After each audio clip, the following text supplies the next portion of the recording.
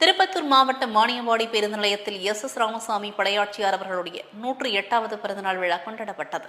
திருப்பத்தூர் மாவட்டம் வாணியம்பாடி பேருந்து நிலையத்தில் எஸ் ராமசாமி படையாட்சியார் அவர்களுடைய 108வது பிறந்தநாள் வெகு சிறப்பாக கொண்டாடப்பட்டது.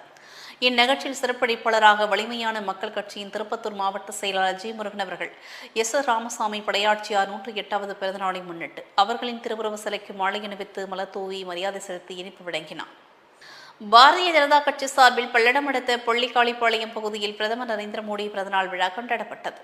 திருப்பூர் மாவட்டம் பல்லடம் அடுத்த பொள்ளிக்காளிப்பாளையம் பொங்கலூர் ஒன்றிய பாரதிய ஜனதா கட்சி சார்பில் பிரதமர் நரேந்திர மோடி பிறந்தநாள் விழா பட்டாசு வெடித்து பொதுமக்களுக்கு இனிப்புகள் வழங்கியும் பாரதிய நிர்வாகிகள் கொண்டாடினர்.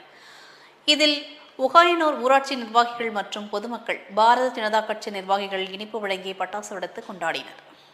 வெள்ளலூர் குப்பை கிடங்கில் திடீரென தீ விபத்து ஏற்பட்டது. கோவை போத்தனூர் பகுதியில் உள்ள வெள்ளலூர் குப்பை கிடங்கில் 1000 டன் குப்பைகள் கொட்டப்படுகின்றது. இந்நிலையில் வெள்ளலூர் குப்பை கிடங்கில் திடீரென தீ விபத்து ஏற்பட்டது.